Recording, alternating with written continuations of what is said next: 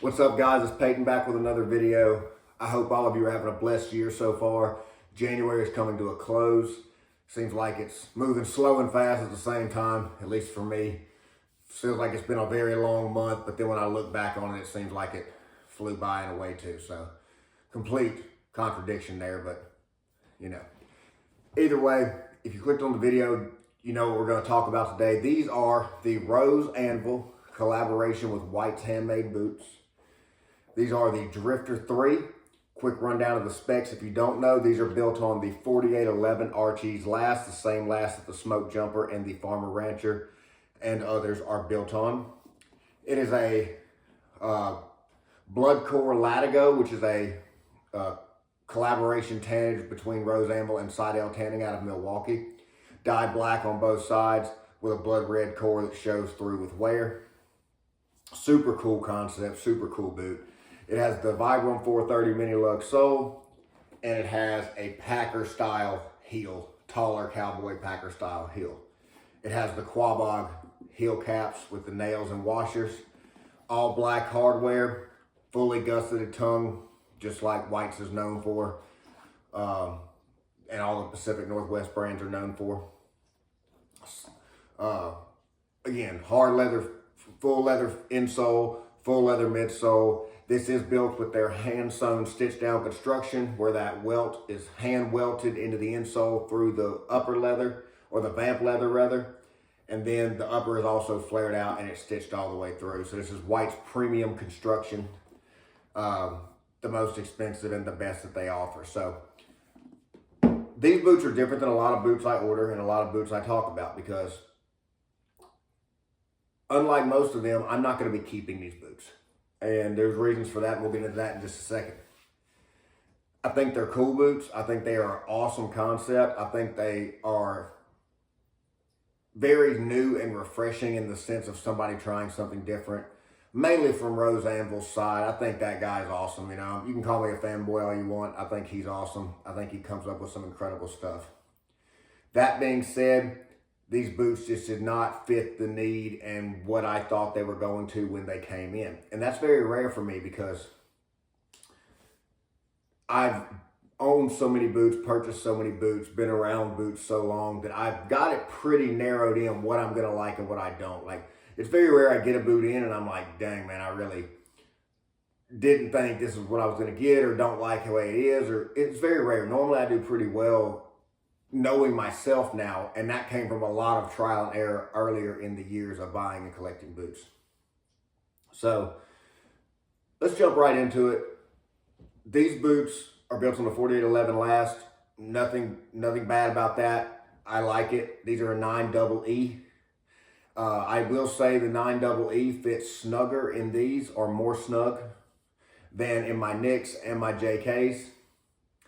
And in my Franks for that matter. These are a snug fit. I think that probably does have something to do with the hand-sewn stitch down, how those vamps fold under just a tad bit.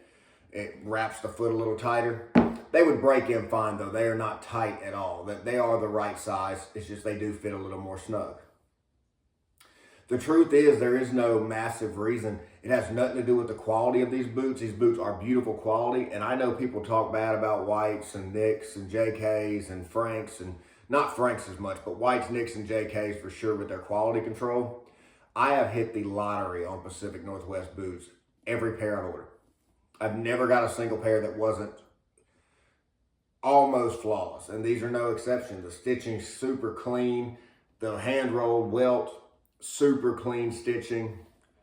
I mean, the sanding is super clean. The edge dressing, there's no scuffs or marks in the leather. Like, I have done very well being lucky enough to get very high quality as far as from a QC standpoint in the boots from the Pacific Northwest.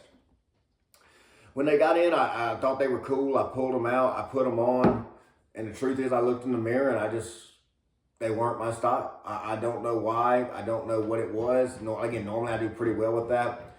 I just didn't like them. I think the truth is if I'm going to wear a boot with this kind of heel, I'm going to wear one of my cowboy boots.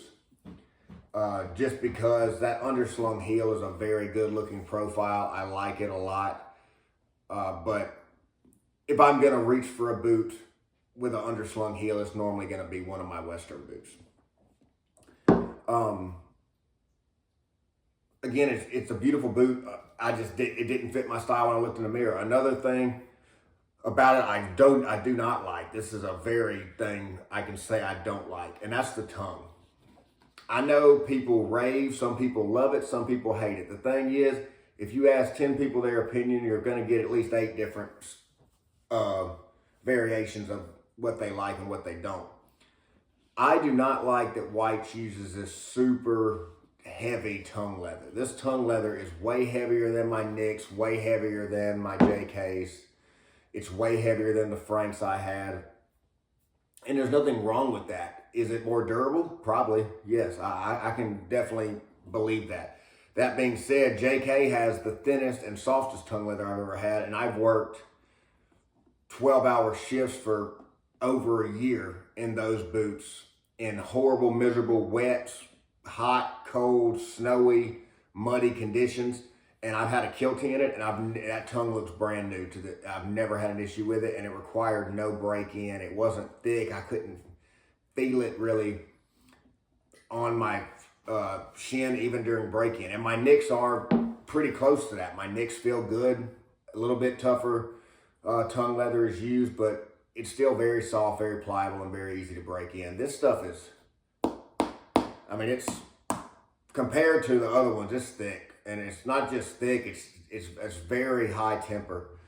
And I just don't like it. I don't like the way it feels. I don't like the way it folds. I don't like the way it bunches. And yes, would that break in? Of course it would. I understand that. The thing is, I just don't, it's my preference. I just don't want to deal with it.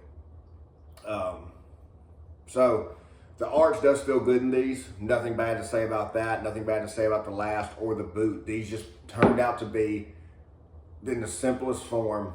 When I looked in the mirror, I just was like, man, I don't think these are for me. And, you know, sometimes it goes like that. It's not as common now as it used to be, but it still does happen. And it's unfortunate because, again, you know, $680 plus shipping and everything, over $700 boots.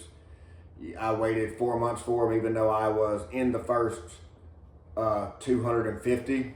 My order actually didn't process. I reached out to White's 2 months in and said, hey, I ordered within 15 minutes of the launch. Where are my boots at? You know, is there any update? And they said that my order actually didn't get sent down to the factory from their processing facility or something of that nature. So then they put it in the queue, and then I ended up getting pushed back. But yet again, still no issues at all. They were very nice, responded quickly. Very professional. Stuff happens, especially when you're running a big operation. So, again, cool boots, cool concept, awesome leather. Just for me, they're not going to fit the bill. So I'm going to be selling these and moving on to something else with that money. Most likely giving my wife a nice Valentine's Day dinner somewhere. So, quick video.